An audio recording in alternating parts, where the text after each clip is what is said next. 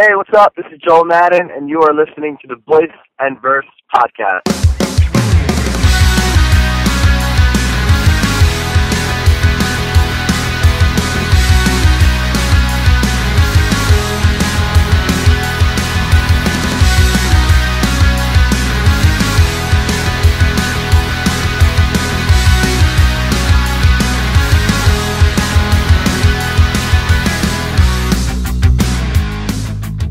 Hello there, and welcome to the very first episode of the Voice and Verse podcast. I'm your host, Evan Lucy, taking you through the stories behind your favorite songs.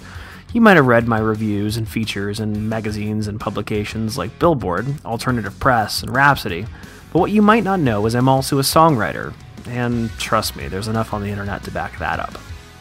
Every other week on the Voice and Verse podcast, I'll be sitting down with one of my, and hopefully your, favorite songwriters to talk shop and find out just how he or she wrote some of those great songs we all love so much. As you can probably guess from the beginning of the show, my first guest is none other than Mr. Joel Madden, best known as the singer and one half of the chief songwriting duo of the band Good Charlotte. Good Charlotte formed back in 1996 in the tiny town of Waldorf, Maryland, but soon became one of the faces of the 21st century pop-punk movement, thanks to hit songs like the Anthem, Lifestyles of the Rich and Famous, Dance Floor Anthem, I Just Want to Live, and many more. The band is currently taking a well-deserved break, but that doesn't mean Joel and his brother Benji are just sitting on the couch. They're hard at work on a new project under the name of the Madden Brothers, and their new album should be out in the springtime. I caught up with Joel just as he was heading to the studio to complete his last vocal take on the Madden Brothers album to talk about how a little major label meddling actually begat some of the band's biggest hits and why his son, Sparrow, needs to be a little more patient if he wants a song written about him. Stick around until the end of the show for some news and notes, but until then, I hope you enjoy this chat with Joel. Hard days made me, hard nights shape me. I don't know, they somehow save me.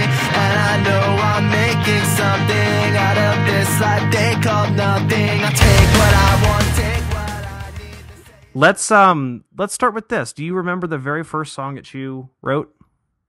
The very first song that I wrote, that Benji and myself, immediately when we started Good Charlotte, so we had this concept, let's start this band. We were 15, we were in our bedroom, we had this karaoke machine that had a 2-input kind of like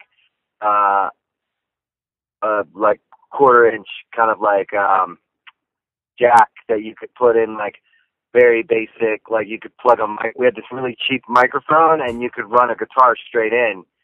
So we had this little old, this random guitar, this random ass guitar that at the time when we were living in Maryland and, you know, we didn't really have anything. We didn't have any money. We were in this house that we were renting with our mom, this like farmhouse, and we had gotten these instruments from people at our church because we went to this church and my mom was at the time like a single mom struggling or whatever. So people were giving us stuff, they'd given us these instruments, and we decided we're going to start this band. So we plugged the guitar in and the microphone in, and we started writing songs immediately. We didn't cover songs first. We started trying to write songs before the band was even really formed. I mean, we had Paul at that point. Paul had joined. We still didn't have a drummer and whatever. So 15 in the bedroom, we have this guitar plugged into this karaoke machine, and I have a microphone. And we would play these little songs. And there was a song we wrote, I believe it was called 232. And I don't know exactly what it was about, except for there was an apartment room, 232, that we had like dreamed up that. But I really don't remember the lyrics, like something about room 232. I just remember that. And there was another song. I don't know which song came first. I think the other song is called Gravity Girl, which we have an early demo of somewhere. That, I think, might have been the first song that we ever wrote, the first complete song. I would say that Gravity Girl was probably the first real, complete idea that we finished, from verse, chorus, bridge, chorus, right? So, like, as a complete song, I would say Gravity Girl was probably the first one we finished, and recorded, and we have that demo somewhere. Benj has it somewhere. But we used to write all these little ideas, like a verse, chorus, and they didn't make a lot of sense, but it was infantile, you know what I mean? Like, it was very early stages we didn't have anyone teaching us. There was no internet, so you couldn't access, like, YouTube and go, like, how do you record a song? How do you write a song? What's a bridge?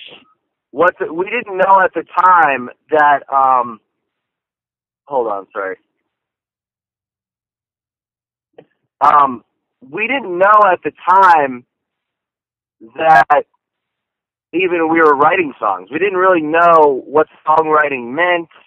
Like, everything was a mystery to us. It was like, imagine, like, a caveman, put him into, like, a musical situation. That's how, like, uninformed we were. We didn't have musical parents.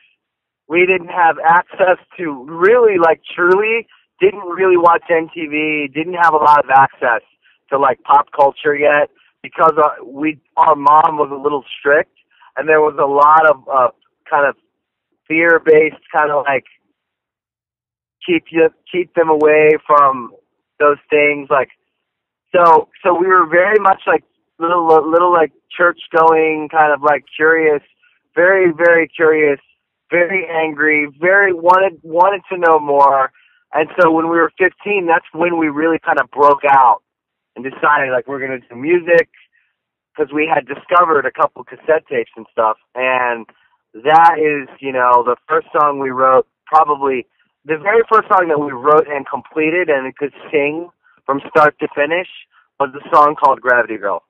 So then you go and you do your first record with Don Gilmore. Was he somebody who really kind of showed you the ropes in terms of, like, this is how you write a song, this is how you make it better, this is how you revise it and really kind of make it the best it can be?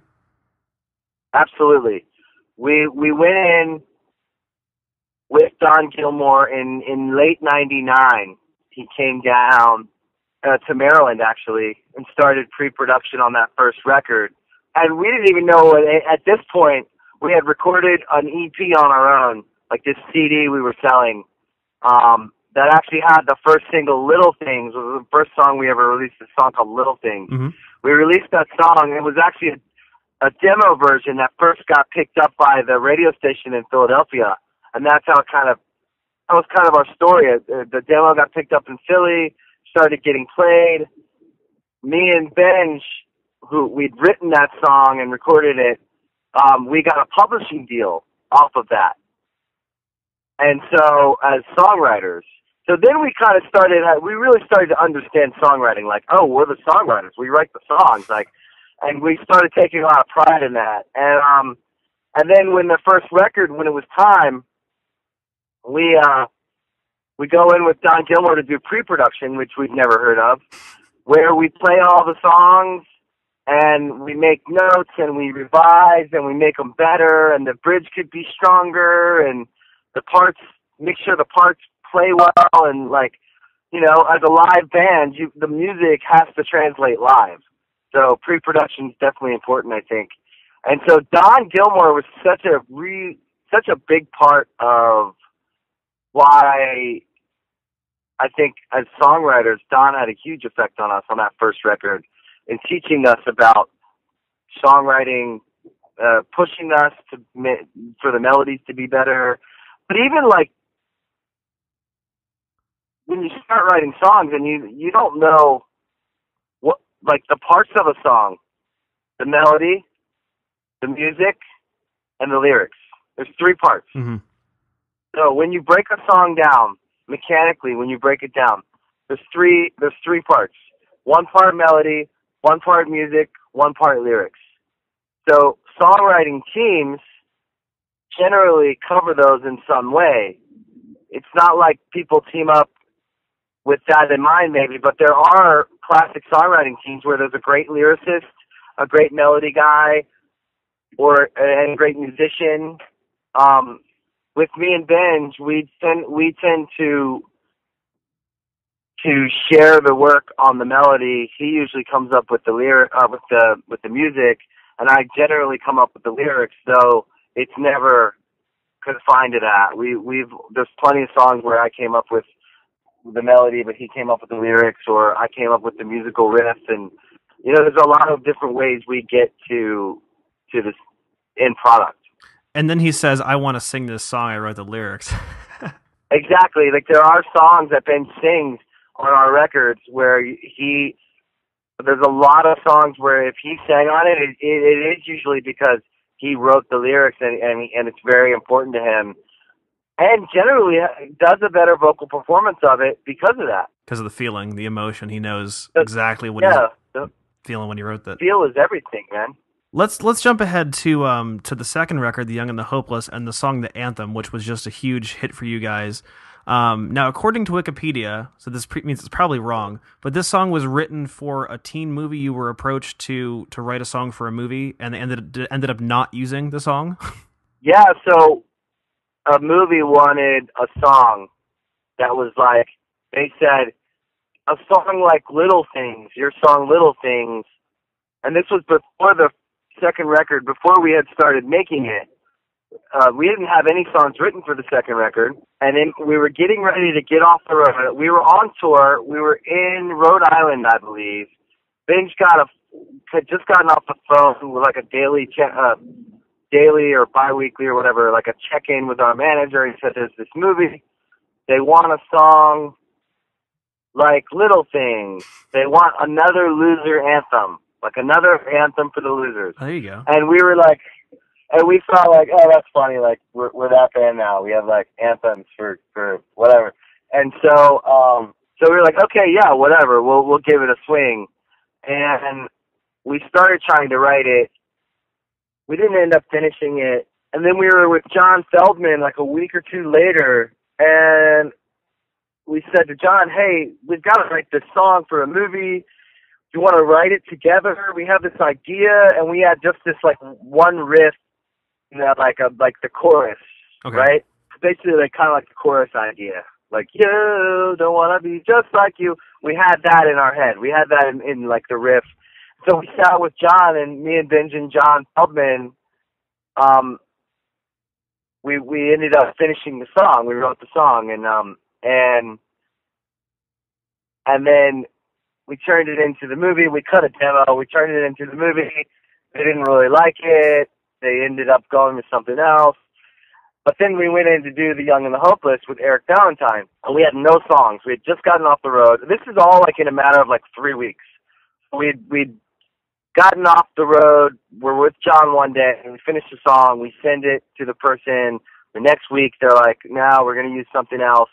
We're in the studio with Eric Valentine, talking about it or something. We play him the song. He goes, that's really good. We should finish this. We should re-record it. And so we end up recording that for The Young and the Hopeless, and that was like the first song we had written for The Young and the Hopeless. And then for The Young and the Hopeless, while we're recording that, we're writing a song a day, and that record was crazy. We would come in the morning, me and Benj would sit outside on the bench, write a song, bring it into the guys. They'd all show up around 12 or 1. Eric, we'd play it for Eric. He'd say, that's pretty good. All morning long, we'd go in and out with these ideas. Eric would say, stay on that. That's a good idea. The chorus could be stronger. We'd come back out. We'd write. Guys would show up around 12 or 1. We'd be playing it together by 1:30 or 2, tracking drums by the evening. And that's how that record was born. It was like we were forcing songs. Like we were just writing every day. And almost a song a day. I mean, there were days where nothing came, but we had that record written while we were basically tracking drums. Whoa, that's crazy. Yeah, it was crazy. But the anthem was the first song we wrote for that record, and ended up being the first song on the record. After the intro, the anthem comes in. Every one of our records has a little story like that, where like the songs, like the first song on The Young and the Hopeless was the first song we wrote for it. Things like that. Like our records all have little like stories, but that The Young and the Hopeless was definitely a record that it was a crash course in songwriting for sure. What about Chronicles of Life and Death? What's the little nugget on that record? Chronicles of Life and Death. We actually wrote a ton of songs for that record. We really wanted to, like, at that point, me and Bangs were really trying to, like, up our songwriting game. We were really trying, pushing to write beyond. We always wanted to write beyond the box, beyond the genre. You know what I mean? Mm-hmm. We always were trying. I think I Just Want to Live was the strongest kind of, like, representation of us really trying to get outside of our genre. Especially on a record that's so dark. You know, the rest of the record is pretty dark, and you and I have talked in the past about how that was largely a reaction to the sea change that was going on around the time of The Young and the Hopeless when you guys really blew up. But I Just Want to Live is just kind of like sandwiched in there, and it's this kind of tongue-in-cheek pop song that's kind of biting, but it sounds completely different than the rest of the record. It's such a strange song because it's basically making fun of, I don't know if it's making fun of or critiquing. I don't even know what we were doing at the time, but when you listen to it, if you were just looking at us in a snow globe, forget about the rest of the world. And, you know, obviously as an artist, when you're in the bubble, it's all you're thinking about is your own life, you know. And so it's a very, you know, being outside of the bubble now, being able to look at myself as a fan kind of like critiquing an artist. You know, it's very easy for me to do that now because I have a life outside of my music. I have a wife and kids, and, you know, I do exist outside of that bubble now. I Just Want to Live painted a perfect picture of that bubble. It was basically kind of making fun of the whole industry, and, you know, the song, it was kind of just like, what have we become? Because in our world, going from absolutely nothing, you know, in a small place where no one even knows where you couldn't find it, to kind of going around the world, that was a huge change for any person, let alone us who really, like, really truly came from the lowest kind of denominator of, like, whether it was money or social status, whatever. Like, there was none of that at all, being the exact opposite in our world, you know.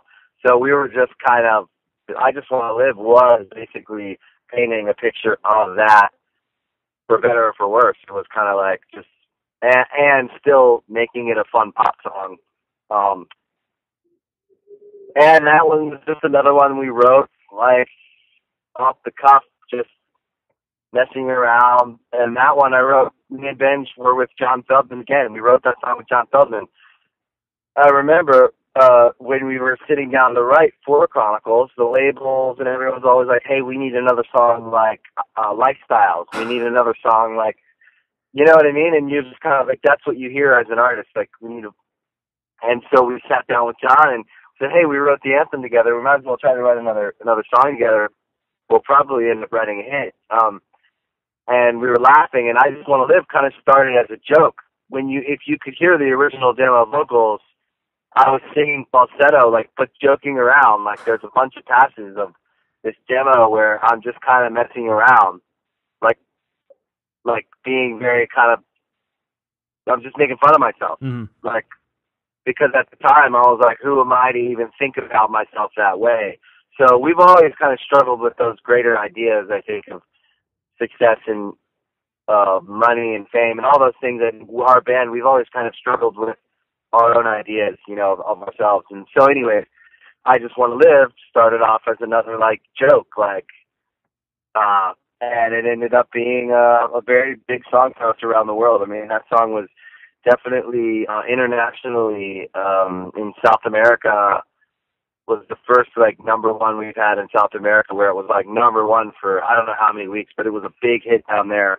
And then in Italy, it was the World Cup song that year. And in Italy, it's still such a big song. When you play it in Italy, it's like, it's pretty crazy when that happens to a song, it kind of has a life of its own outside of anything you could have kind of, I mean, it did well in America too, but internationally, that record, especially Chronicles, was such a big record for us internationally.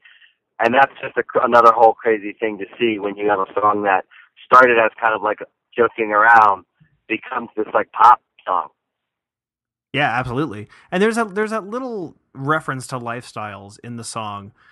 And I think the line is "Lifestyles are rich and famous. Your first hit, aren't you ashamed of the life you're living?" You know, which is kind of like, I guess, the jab that people take at you is like, how can you still play Lifestyles when you are, you know, well off and you're living the Hollywood life? But you guys have always in the past, you know, never kind of shied away from the less glamorous side of things. You know, early on you talked about a lot about your family life and your dad, and now I think things are good between you guys. When you go back and you revisit all those songs that deal with such emotional things, what does that do? Does it bring back all those memories? Do you look fondly back on those times, or what's the emotion there?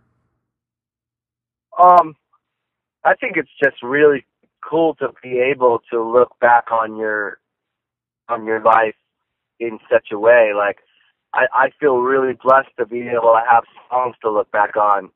You know what I mean? Like, some people have, I mean, artistically, some people have paintings, some people have pictures, some people have movies.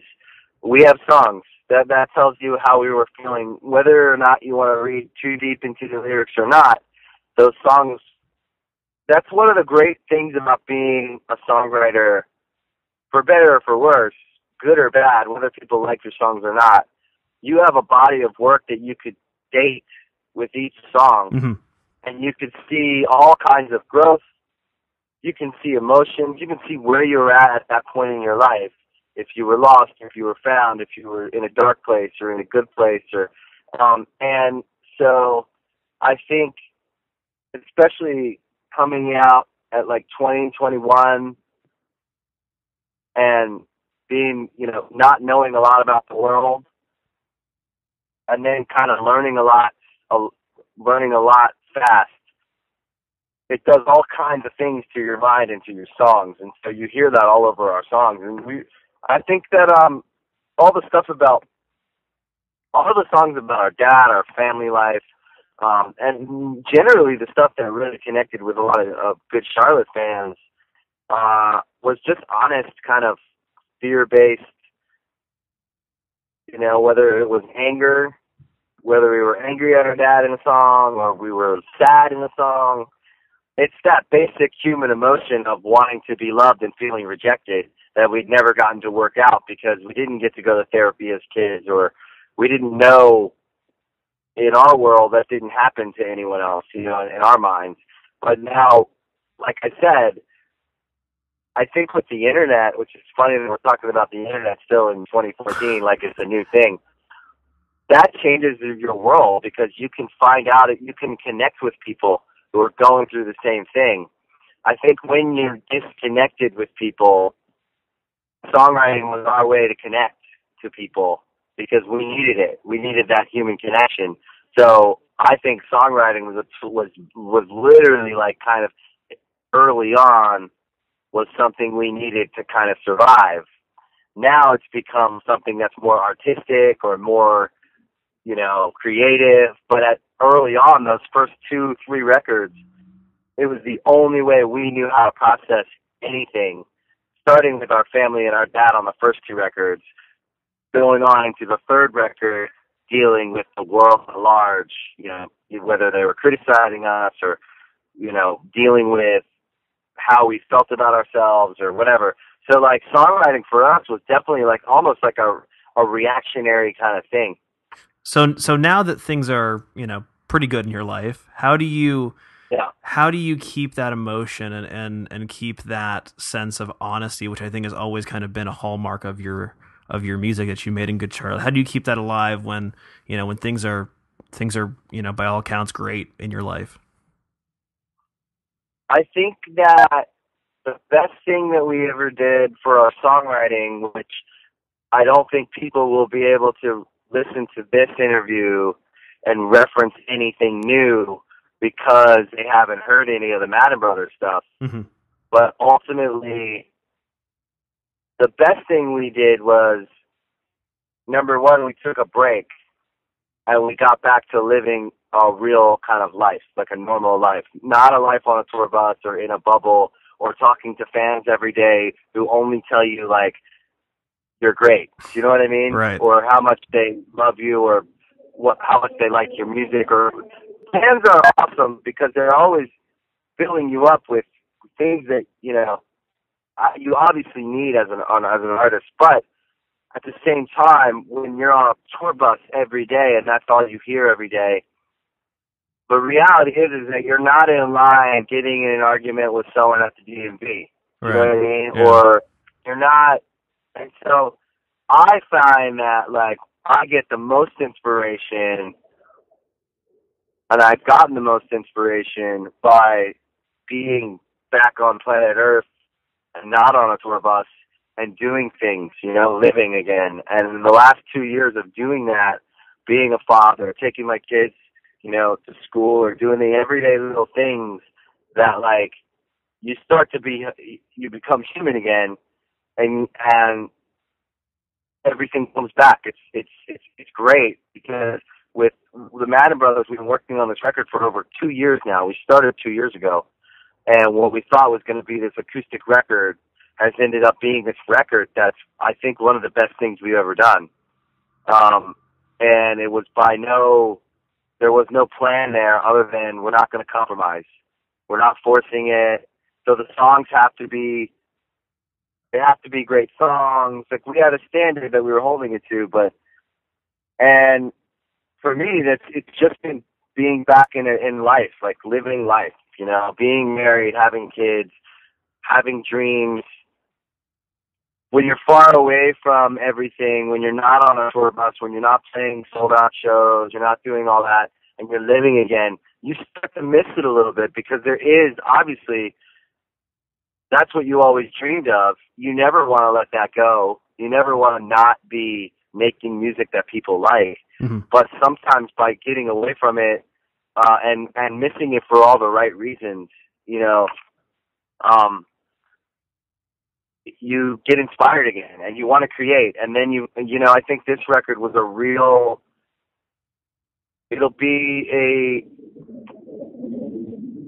it's a life-changing record for us because it will have changed the way we do everything, because we are never going to make another record. We're never going to force another record. We're only going to make records when we have something to say. And we had something to say on this record. I don't know exactly, maybe not exactly what Good Charlotte would say, but that's why it's not a Good Charlotte record. Mm-hmm. And so with this record now,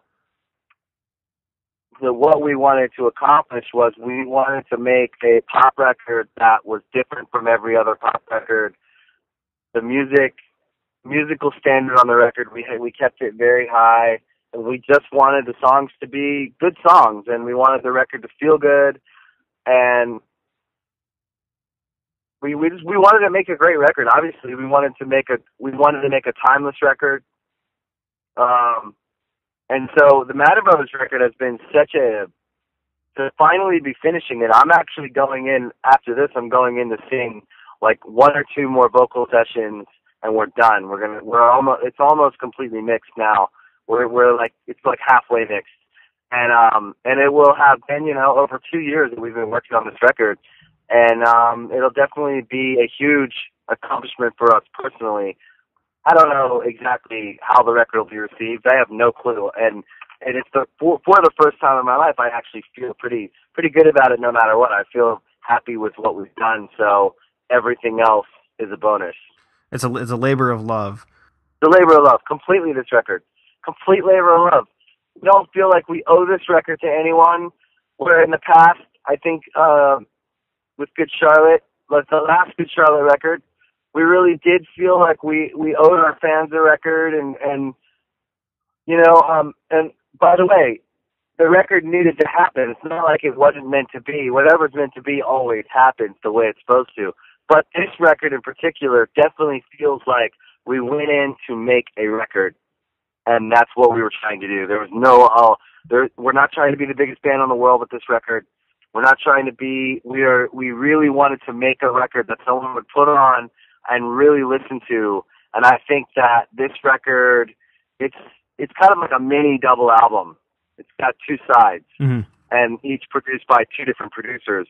So it really is kind of like an hour plus of like, it's a good listen. Well, you also have a really cool kind of side job. I guess it's your day job now. You do a lot of writing and producing for other artists, a lot of young artists, I think, especially. When you get a young band in there, like say maybe somebody like Emblem 3 that I think you worked with, what do you learn? What can you learn as a songwriter from somebody new? Maybe somebody who's less experienced than you. Maybe somebody who was in your shoes when you were making your first 2 records. Well, the reason that I like working with these new young people, like these kids, like Emblem 3 or 5 Seconds of Summer, or like all these like different groups. I think we've written with like Cruella. We've written with, tons of like. I'm thinking of all the. If I went on the list, there's probably a ton of people that kids know now, but. I just like being around the new, fresh energy, and it's genreless to me. So, like, I don't have, like, there's no rules, like, who we will and won't work with. Like, if we get a session, we go in, and it keeps us honest. It keeps us writing songs for the sake of writing songs. It keeps us,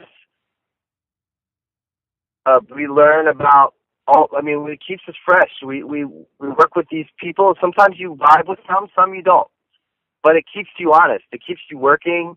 It keeps your songwriting muscles. It keeps them going, and it keeps you writing songs and not overthinking. Because with the Madden Brothers, it was a different process. We were really hard on these songs. We were really, really hard on what songs went on the record. So. The songwriting sessions are kind of a relief from that because there's no pressure. If you don't get a song, you don't get a song. If you do get a song, great. If you like the song, great. If you don't love the song, that's fine. They might love the song, but you're just trying to write a good song, and it's honest. It's like, let's sit down together, let's write a song, and it just keeps it keeps it honest. It keeps you working. It keeps your muscles going. And you can do cool things like the Emblem 3 song that you worked on called XO, I think it is. It doesn't sound like anything that would ever fit on a Good Charlotte record. So you're not writing with that in mind, but it's still got that kind of that trademark Madden melody that I hear just right off the bat. So it's cool that you can do things without worrying like, this is not going to go on the Good Charlotte record. I don't know what we're going to use this for. I would suggest like writing camps and doing that kind of stuff for any artist or any songwriter, because it really helps you appreciate when you do come back to home. Like for me, I love being in Good Charlotte. I love my band. We've been together for almost 20 years. We all know each other. It's like it's like an old married couple. Like, like I read our email chains sometimes that we're on, and like, I love being with the group that I'm in. I love that. I love being in Good Charlotte. And I love being in the Madden Brothers. I love working with my brother. We'll always be the Madden Brothers. But when you go out and you work with an outside artist, you get a day or two of like something different. And you come home and you're like, man, I love home. And so I never take any experience as bad or good. Like I always take it as another day. It's never for nothing. I always tell artists and songwriters that I'm working with that are maybe younger, like if they've been in the game a couple years, and I'm always like, any work you do, it's going into the bank. Like, don't think of it as a wash or as a waste. You're learning something from that experience. So every time you go in a room with a songwriter, write the song and let the universe decide what is going to happen with that song. But always feel good about the experience, because you take something from every single session. Just wait until your kids start wanting to write songs with you. It'll be the best family band in LA. We're gonna have a family band. We're gonna tour the countryside, and it's gonna be the greatest. I have no idea if my kids will be songwriters, but if they are, I hope that they're better than I am. Now Harlow has a song on Cardiology. Where's Sparrow's song? Barrow's song is gonna come. You know, I always tell people I'm harder on him because he's my boy. But Barrow's song is gonna come. I feel like every song I write these days is for my kids. But that's not true because every song I write isn't for them. But they are definitely my inspiration on most days. But you know, I'll write a song for my son. You definitely have to write a song for your little girl, though. There's no way around not writing a song when you have a little girl. Absolutely. We'll get you out of here on this. Where do you want to push yourself as a songwriter? For me, as a songwriter, it's very simple. We've written some pretty good songs, you know, like that people, I mean, I'm happy with what we've done, you know. Like, as a 34-year-old guy, I've come a long way in, like, the last 19 years since we picked up the guitar and we started writing songs. But we still haven't written that song. I call it, like, yesterday. You know, we haven't written yesterday. Mm-hmm. And that is always going to be the bar, is a great classic song. You know, as a songwriter, your dream is to write a song that will live forever. Write a song that will never be forgotten.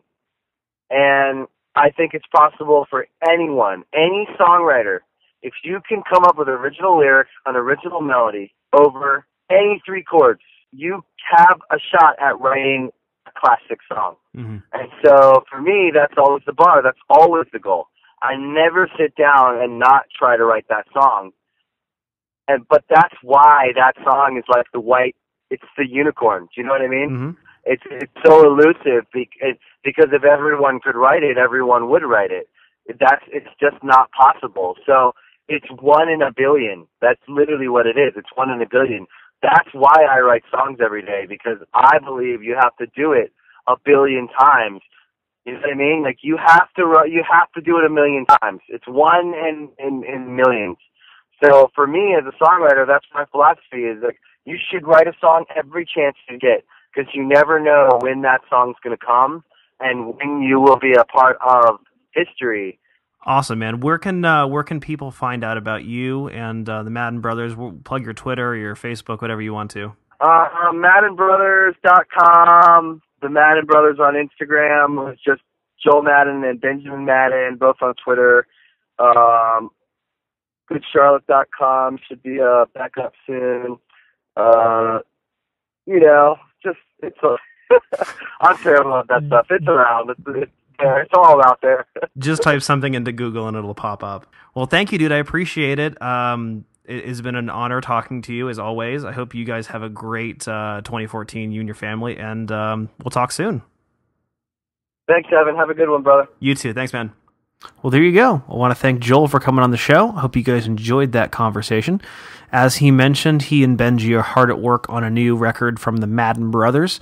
It will be out in the spring. I have heard nothing but good things, so you should check it out.